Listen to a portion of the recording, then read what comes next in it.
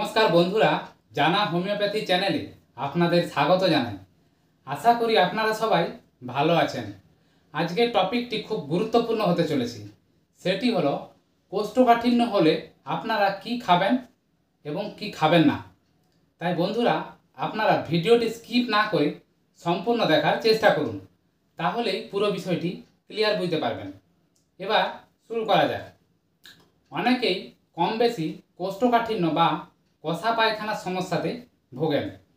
এই কোষ্ঠকাঠিন্য বলতে শক্ত পায়খানা বা কষা পায়খানা আমরা এটা বুঝি, যাকে ইংরেজিতে কনস্টিপেশন বলা হয়।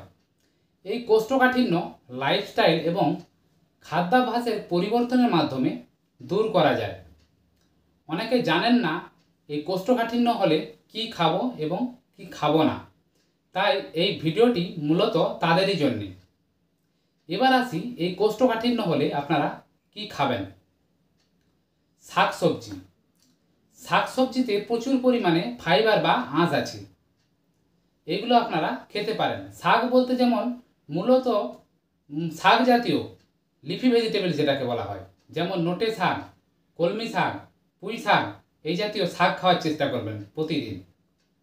আর কি করবেন, লাউ, পেঁপে, চাল কুমড়া, মিষ্টি কুমড়া, ঢেঁড়স, শশা, এগুলো প্রতিদিন খাদ্য তালিকার মধ্যে রাখবেন। এগুলোতে প্রচুর পরিমাণে ফাইবার আছে, তাহলে এই কোষ্ঠকাঠিন্যের সমস্যা হবে না। কলা খেতে পারেন আপনারা। কলাতে প্রচুর পরিমাণে ফাইবার আছে, প্রতিদিন একটি করে পাকা কলা খেতে পারেন। এবার সে আপেল। নিয়মিত যদি আপনারা আপেল খান, এই খোসা সহ আপেল যদি খান, তাহলে এই কোষ্ঠকাঠিন্যের সমস্যা অনেকটা কমে যাবে। নাশপাতি। প্রতিদিন একটি করে আপনারা নাশপাতি খেতে পারেন, এতেও এই কোষ্ঠকাঠিন্যের সমস্যা কমে। ইসবগুলের ভুসি খেতে পারেন। সকালে আপনারা খালি পেটে 1 গ্লাস গরম জলে 2 চামচ ইসবগুলের ভুসি মিশিয়ে সঙ্গে সঙ্গে পান করবেন, দেখবেন একবারে পায়খানা ক্লিয়ার হয়ে বেরোবে।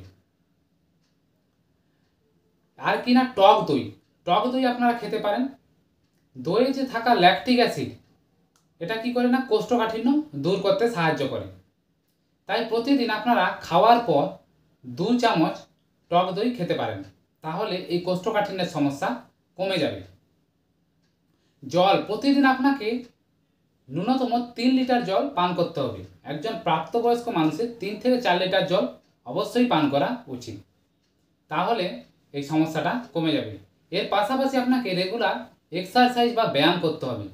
প্রতিদিন ছুটা দৌড়া কিংবা ব্যায়াম এগুলো আপনাকে করতেই হবে, তাহলে দেখবেন এই সমস্যাগুলো হবে না। এবার আসি কি খাবেন না। সেটা হলো কি না, ভাজাভুজি এবং বেশি তেলযুক্ত খাবার খাবেন না, এতে করে কোষ্ঠকাঠিন্য আরও বেড়ে যায়। বেশি মশলাযুক্ত খাবার আপনারা খাবেন না। যে সমস্ত খাবার বেশি মশলা করে খাওয়া হয় সেগুলো এড়িয়ে চলবেন। প্রক্রিয়াজাত খাবার এবং ঠান্ডা খাবার, বিশেষত এই যে ফ্রিজের খাবার, এই সব ধরনের ঠান্ডা খাবার আপনারা খাবেন না। কোল্ড ড্রিঙ্কস জাতীয় খাবারও খাবেন না। মাংস কম খাবেন, ডিম কম খাবেন, কারণ এগুলো প্রচুর কোষ্ঠকাঠিন্য করতে সাহায্য করে। আর কি না, ধূমপান করবেন না। ধূমপান করলেও এই কোষ্ঠকাঠিন্যের সমস্যা আসে। তাহলে বন্ধুরা, বুঝতে পারলেন যে কোষ্ঠকাঠিন্য হলে আপনারা কি খাবেন এবং কি খাবেন না। এই কয়েকটা যদি আপনারা নিয়ম মেনে চলতে পারেন, তাহলে দেখবেন আপনার এই সমস্যাটা ধীরে ধীরে চলে যাবে। এটা কয়েকদিন চালিয়ে যেতে হবে আপনাকে, যে আজকে খেয়ে নিয়েছি বলে আজকেই সুস্থ হয়ে যাবেন এটা নয়, কয়েকদিন আপনাকে এইভাবে চালিয়ে যেতে হবে। তাহলে আশা করি বন্ধুরা বুঝতে পারলেন ভিডিওটি। যদি ভালো লেগে থাকে প্লিজ লাইক করে দেবেন, শেয়ার করে দেবেন এবং সাবস্ক্রাইব করে দেবেন, তাহলে আমি আরও উপকৃত হয়ে এই ধরনের ভিডিও আপনাদের দিতে পারবো। ধন্যবাদ বন্ধুরা।